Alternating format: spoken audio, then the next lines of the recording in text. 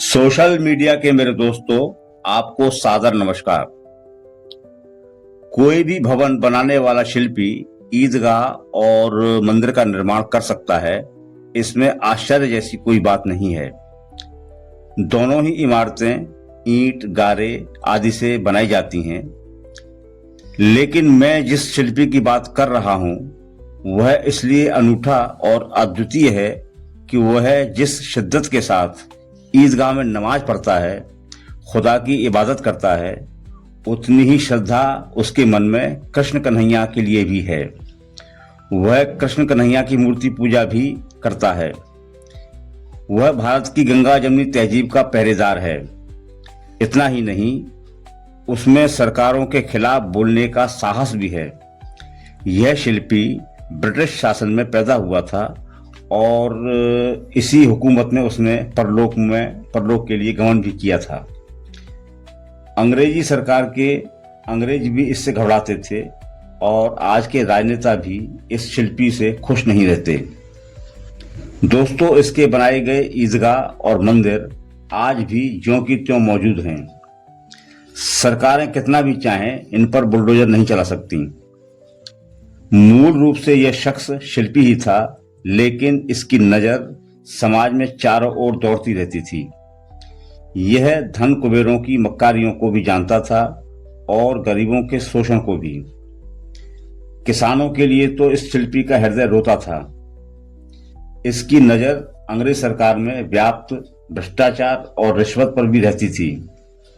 निर्भीकता इसमें इतनी थी कि यह किसी को छोड़ता भी नहीं था। पंडितों के पाखंड पर उन्हें लताड़ता था और छुआछूत के पानी पर यह उच्च जात के ठाकुरों को कोसता भी था। और यह शिल्पी सांप का जहर उतारने का मंत्र भी जानता था।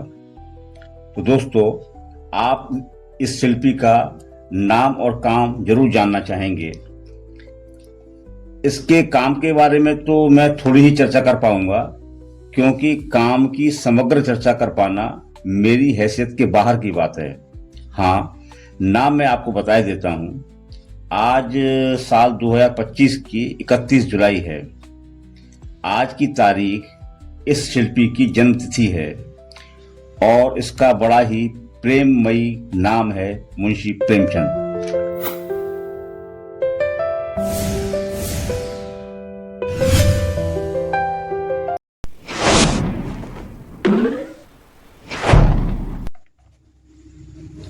मुंशी प्रेमचंद के साहित्य को लेकर मेरे सवाल आज की सरकारों से हैं। सरकारें आखिर क्यों इस कथाकार को उपेक्षित किए हुए हैं? होना तो यह चाहिए था दोस्तों कि प्रेमचंद की कहानियां पूरे भारत के स्कूल और कॉलेज के पाठ्यक्रमों में क्षेत्रीय भाषाओं में अनुवाद की जाती, क्योंकि अतीत के और वर्तमान के भी भारत को अगर ठीक से समझना है तो प्रेमचंद के साहित्य से बढ़कर कोई दूसरी ऐनक हमारे पास नहीं है। लेकिन सरकारें तो पाठ्यक्रमों से प्रेमचंद को दूर कर रही हैं।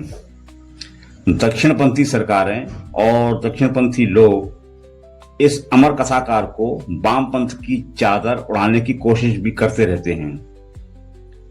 तो बड़ी साफ सी बात है कि प्रेमचंद न वामपंथी थे न दक्षिणपंथी, वे सिर्फ सत्यपंथी थे। उनकी अधिकांश कथाएं सत्य गाथाओं पर आधारित थीं। वे जैसा समाज में देखते और समझते थे वैसा ही लिख दिया करते थे। अगर वे वामपंथी होते तो ईश्वरीय न्याय और दुर्गा का मंदिर जैसी कहानियां न लिख पाते।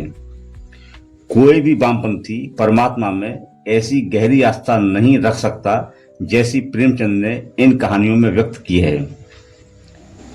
दोस्तों, पूंजीपतियों द्वारा गरीबों का, किसानों का शोषण लिखना किस दृष्टिकोण से वामपंथ होता है, यह बात मेरी समझ से बाहर है।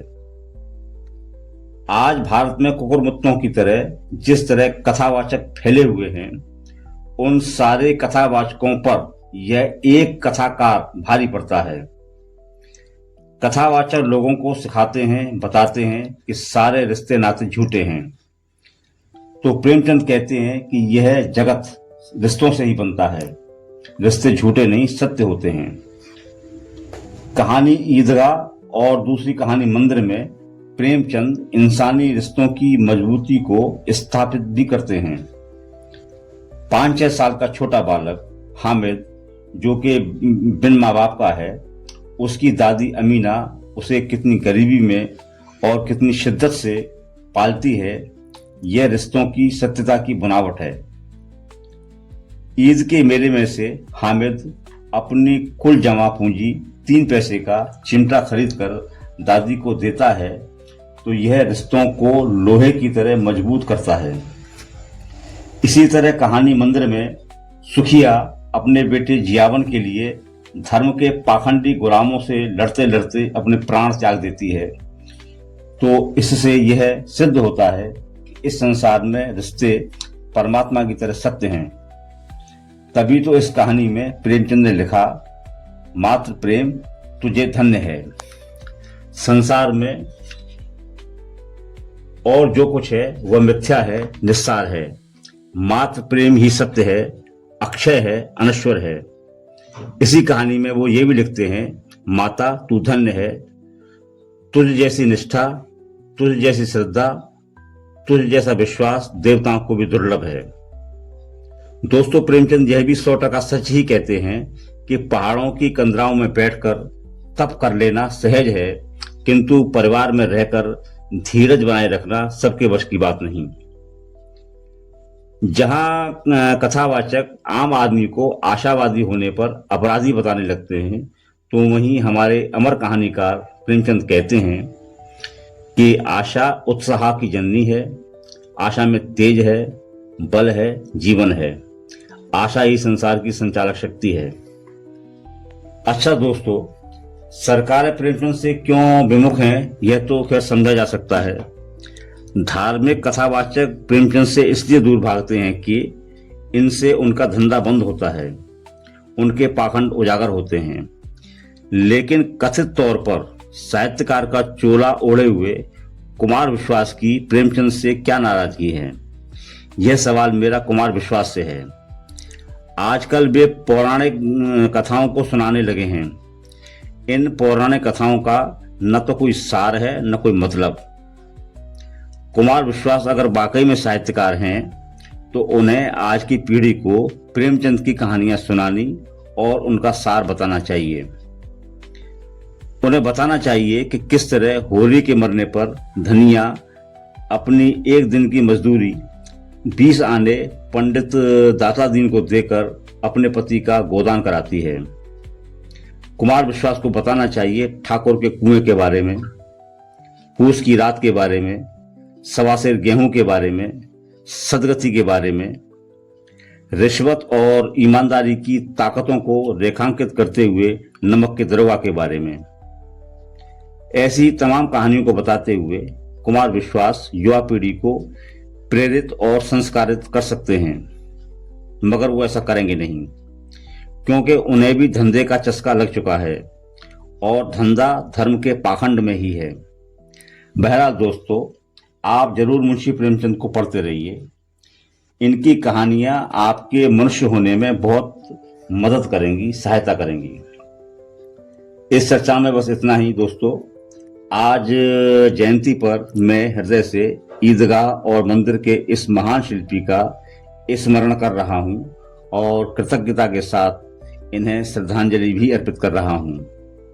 मेरा आग्रह है कि ऐसी ही वैचारिक चर्चाओं में बने रहने के लिए आप मेरे चैनल को सब्सक्राइब करें, घंटी का बटन दबाएं और इस वीडियो को ज़्यादा से ज़्यादा शेयर करें। आपका बहुत बहुत आभारी, सुनीत गोस्वामी।